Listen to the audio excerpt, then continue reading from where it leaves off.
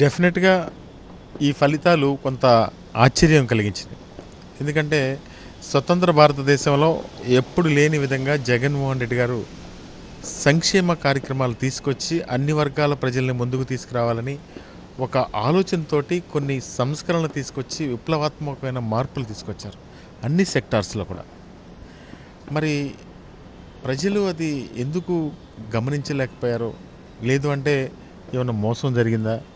ఇందాక సార్ చెప్పినట్టు ఆ మోసానికి నిజంగా కూడా ఆధారాలు కూడా ఉండవు కదా! ఏమి జరిగిందో తెలీదు. కానీ నేనైతే ఏమనుకుంటా ఉన్నానంటే, ఈ చంద్రబాబు నాయుడు, పవన్ కళ్యాణ్, బీజేపీ వీళ్ళ ట్రాప్‌లో ఈ ప్రజల్ని పడేశారు. అంటే మోసపు మాటలు చెప్పారు. అబద్ధాలు ప్రచారం చేశారు. ఆ మోసపు మాటల్లో ప్రజలకి ఏమీ అర్థం కాని పరిస్థితుల్లో మరి ఇటువంటి ఫలితాలు వచ్చినాయని నేను భావిస్తూ ఉన్నాను. ఎప్పుడు కూడా అబద్ధం ఏ రోజైనా సరే అబద్ధం అవ్వదు. అబద్ధం అబద్ధమే అవుతుంది. ఎప్పటికైనా నిజమే గెలుస్తుందనేది మా యొక్క ఉద్దేశం.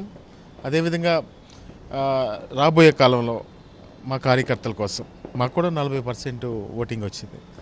మా కార్యకర్తల కోసం వైఎస్ఆర్ కాంగ్రెస్ పార్టీ కోసం ఎప్పుడు కూడా వాళ్ళ సంక్షేమానికి, వాళ్ళ రక్షణకి కట్టుబడి ఉంటాం. అదేవిధంగా రాబోయే కాలంలో ఏదైతే ప్రజలకి ఏదైనా సమస్యలు, పేదవాళ్ళకు ఉన్నటువంటి సమస్యలు ఎత్తి చూపటంలో ఇప్పుడు వైఎస్ఆర్ కాంగ్రెస్ పార్టీ ముందుంటుంది. పోరాటాలు వైఎస్ఆర్ కాంగ్రెస్ పార్టీకి కొత్త ఏమీ కాదు. జగన్మోహన్ రెడ్డి గారు పోరాటంతోనే పార్టీని తీసుకొచ్చారు.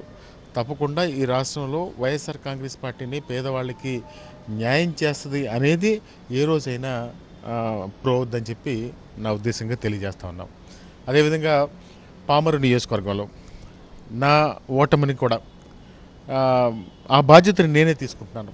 ఎందుకంటే ప్రజలు ఎందుకు వాళ్ళు నన్ను దగ్గరికి తీసుకోలేకపోయారు అనే విషయాన్ని నేను తప్పకుండా మా కార్యకర్తల్లోకి వెళ్ళి, ప్రజల్లోకి వెళ్ళి అవగాహన చేసుకుని, ఏమైనా తప్పిదాలు ఉంటే కూడా సరి చేసుకుని, ఒకవేళ వాళ్ళు ఏదైనా అబద్ధాలు చెప్తే కూడా వాటిల్ని కూడా క్లారిఫికేషన్ ఇచ్చి ఎప్పుడు నిజమే గెలుస్తుందని చెప్పి చెప్పాలనే నిర్ణయంలో నేను కూడా ఉన్నాను. రేపటి నుంచి ప్రజల్లో ఉండి ఏం జరిగింది అనేది కూడా తప్పకుండా ప్రజల నుంచి తెలుసుకుని వాళ్ళకి క్లారిఫై చేస్తానని చెప్పి కూడా మనం చేస్తూ ఉన్నాం. మా పామర్ నుంచి గెలిచినటువంటి వర్ల కుమార్ రాజాకి నా అభినందనలు తెలియజేస్తూ ఉన్నాను.